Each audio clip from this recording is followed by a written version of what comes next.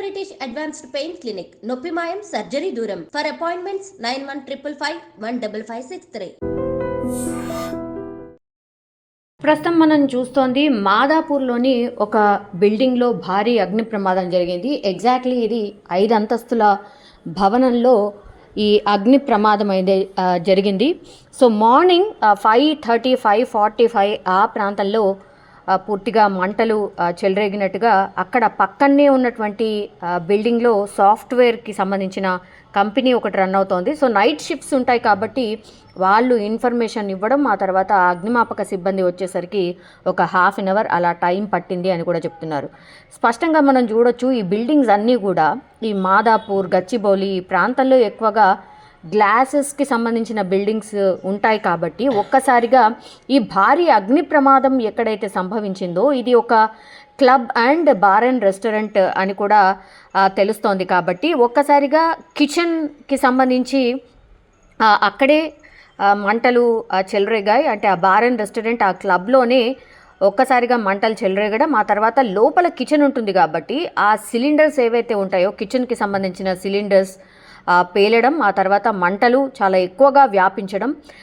ఒక్కసారి సిలిండర్లు పేలగానే ఆ బిల్డింగ్ కావచ్చు, లేదంటే పక్కన ఉన్నటువంటి ఆ గ్లాసెస్ బిల్డింగ్స్ కావచ్చు, పూర్తిగా అద్దాలన్నీ కూడా ధ్వంసం అయిపోయి అద్దాలకు సంబంధించి పూర్తిగా కింద రోడ్డు పైన పడిపోయిన సిచ్యువేషన్. అప్పుడు అంటే ఆ నైట్ షిఫ్ట్లో ఉన్న ఎంప్లాయీస్ ఒక్కసారిగా ఏం జరిగిందో అర్థం కాని పరిస్థితి. అండ్ ఒక్కసారి ఆ గ్లాసులన్నీ కూడా కొంతమందికి ఎక్కడైతే ఆ పక్క బిల్డింగ్లో వర్క్ చేస్తున్నారో వాళ్ళకు కూడా కుచ్చుకోవడం జరిగింది. కొంత గాయాలైనట్టుగా కూడా మనకున్నటువంటి సమాచారం.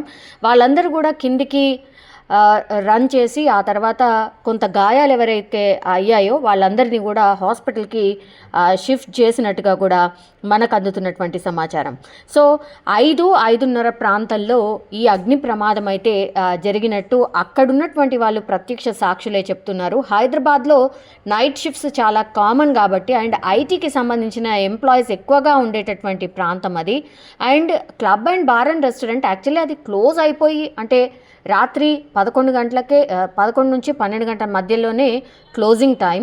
సో అట్లాంటిది మరి తెల్లవారుజామున ఈ మంటలు ఎగిసిపడ్డానికి రీజన్ ఏంటి? షార్ట్ సర్క్యూట్ ఏమైనా కారణమా, లేకపోతే ఇంకా ఏదైనా అంటే ఆ సిలిండర్ లీకేజ్ వల్ల జరిగిందా? ఇవన్నీ కూడా ప్రాథమికంగా ఒక అంచనా అయితే వేస్తున్నారు. కానీ హుటాహుట్న ఫైర్ ఇంజన్స్ చేరుకోవడం, 2 ఫైర్ ఇంజన్స్తో పూర్తిగా మంటలను అయితే అదుపులోకి తెచ్చిన పరిస్థితి అయితే కనిపిస్తోంది. సో 5:30 ప్రాంతంలో తెల్లవారుజామున కాబట్టి కొంత ప్రాణ నష్టం కావచ్చు, లేదంటే కొంత రెస్పాండ్ గానికి చాలా తొందరగా రెస్పాండ్ అయినట్టుగా కూడా స్పష్టంగా మనకు అర్థమవుతోంది. బికాస్ తెల్లవారుజామున కాబట్టి రోడ్ పైన 4 గంటల నుంచే పేపర్ కావచ్చు ఇట్లాంటి వాళ్ళందరూ కూడా తిరుగుతుంటారు కాబట్టి ఆ ఇన్ఫర్మేషన్ కూడా తొందరగా అందింది. ఆ తర్వాత అగ్నిమాపక సిబ్బంది కూడా చాలా తొందరగా రెస్పాండ్ అయింది కాబట్టి ప్రాణ నష్టం అయితే జరగలేదు. బట్ 5 అంతస్తుల నుంచి ఆ పైన ఏవైతే అంతస్తులు ఉంటాయో పూర్తిగా పొగ కమ్ముకుపోయి అండ్ ఆ పై అంతస్తులో ఏవైతే ఆఫీసెస్ ఉంటాయో ఇదైతే bar and restaurant and club అని చెప్తున్నారు. సో ఆ పైన ఉన్నటువంటి అంతస్తులో మరి ఏముంది, వాటి పరిస్థితి ఏంటి, ఎంత భయానకమైన పరిస్థితి ఉంది అనేది మంటలు పూర్తిగా అదుపులోకి వచ్చిన తర్వాత మాత్రం తెలిసే అవకాశం అయితే కనిపిస్తోంది. గచ్చిబౌలి, మాదాపూర్ ఇట్లాంటి ఏరియాస్లో కనీసం మనకు తెలుసు ఎంత కమర్షియల్ ఏరియా ఉంటుందో.